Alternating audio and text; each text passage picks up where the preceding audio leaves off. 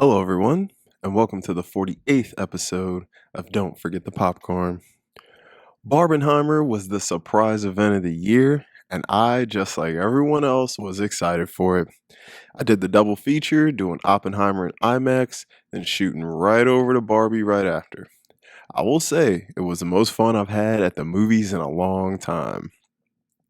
Like I said in my Barbie review, this was a fun time to be a movie fan because let's face it, the movies that have been coming out lately just aren't it. The success of this event, I think, will be a good thing for the industry. It showed filmmakers and studios that, hey, there is more to films than superheroes and reboots. With these two movies pulling such big numbers, and the flops of some of the other recent films might be the push the industry needs to get back to making good original films. One guy we pretty much been able to rely on the last 20 years is Chris Nolan. With a pretty decorated filmography, we have come to expect certain things from him. He is an auteur that has really helped change and shape the industry, particularly the last 10 to maybe 15 years. He has his detractors, but pretty much everyone does appreciate at least what he can put on the screen. His use of practical effects, time jumping stories, and the ability to handle large scale projects has made him one of the most innovative filmmakers of all time. One of the last few directors we have whose name alone can sell a film. In my opinion, he is one of the best filmmakers of all time, but I do have and have had my opinions on him.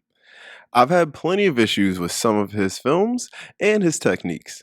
I'm not a Nolan stan, and I wouldn't even call him a personal favorite. But he's one of the guys in the industry that's so successful and stands out, you must respect them and their work. What he's done for the industry, I must give him credit, and there are a few Nolan films that I really do love. I've done a Christopher Nolan ranked, which I'll link below if you want to check it out. It doesn't include Oppenheimer. So, with the hype of Barbie in this movie, Nolan got to directly compete with his longtime collaborator, Warner Bros. I think Warner wanted to stick it to him a little, and it might have made for one of the best marketing campaigns of all time, with Barbie pulling in stupid numbers at the box office, but Nolan still wins. A 3 hour R rated epic drama about a man building a bomb doesn't sound like big numbers coming in. But this is Christopher Nolan, and that's precisely what happened. This movie was anything but a bomb, pulling in huge numbers, giving him his third biggest weekend behind, of course, the latter two Batman films. The two movies have nothing in common, and I think that's what made this thing so appealing. So Warner in the end helped Nolan far more than they hurt him. Everyone won here. Oppenheimer, 2023, directed by Christopher Nolan, starring Cillian Murphy, Robert Downey Jr., Emily Blunt, Matt Damon, and honestly, a whole bunch of other people that you'll be pointing at the screen the whole time. Now, I brought the box office just to show you how big this thing is. I know Barbie is the film that is being talked about now the most, but that doesn't mean this movie isn't worth having an equally as long conversation about. I went into this confident that Nolan was going to give us something that we could really sink our teeth into. And guys, I'm here to say he has done just that. In this review, I won't spoil anything, but I mean, this is a real story, as I'm sure all of you know watching this. I'm going to rather discuss the film's techniques and how it makes the watcher feel, because watching this in IMAX was the best move to make. Unfortunately, I don't have cool theaters near me that had the 70mm film stock, but it was still good. As this movie started, I was instantly locked into what I was seeing and hearing.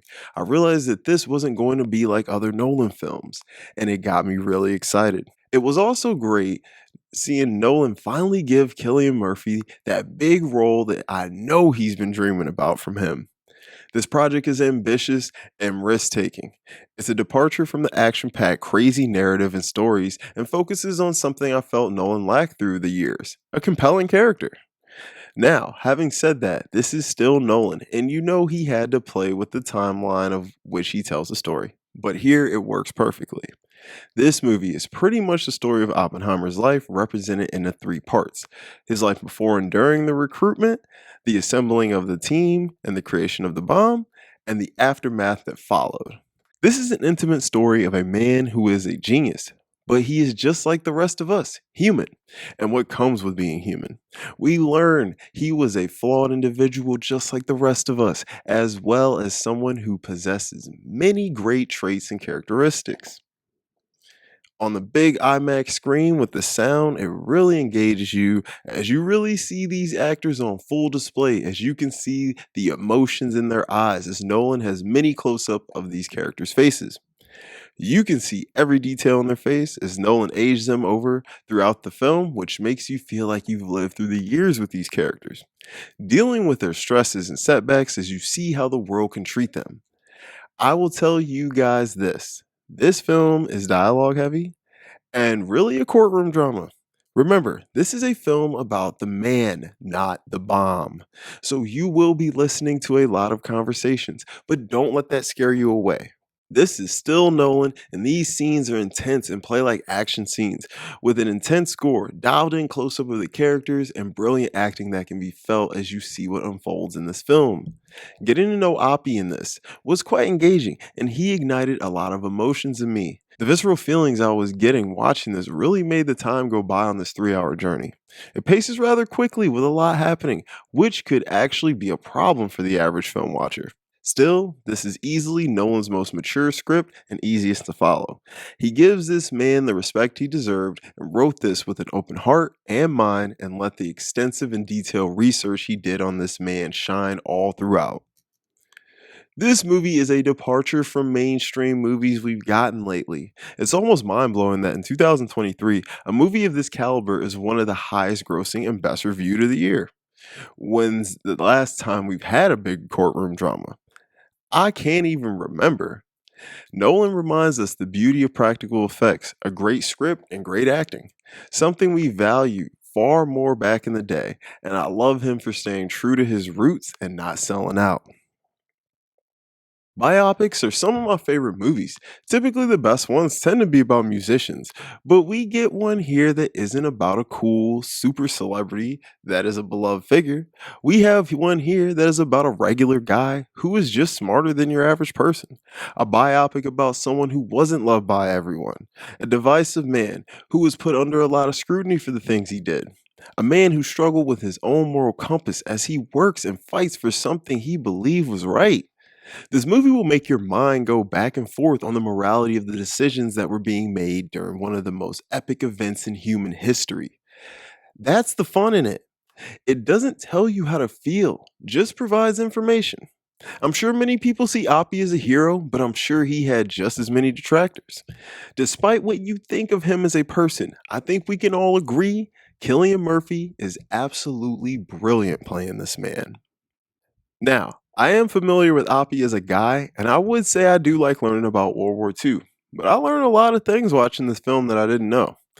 Killian Murphy, without a doubt, is receiving an Oscar nomination this year, and it will be well deserved. I believe that this is so far the best performance I've seen of the year, and Killian carries his 3 hour epic with ease and seamlessly melts into this role as we feel like this is Oppenheimer. If I could go back in time and meet him, I would expect him to be like this. Even with the revolving door of A-list actors in this movie, in big or small parts, this is still his show and no one has taken this moment from him. He's an actor that we've known is very talented, but has never really gotten his moment. Nolan has finally given this man the shot he deserves, and he took it and ran all the way to the bank. He brings us every emotion you can think of in this movie.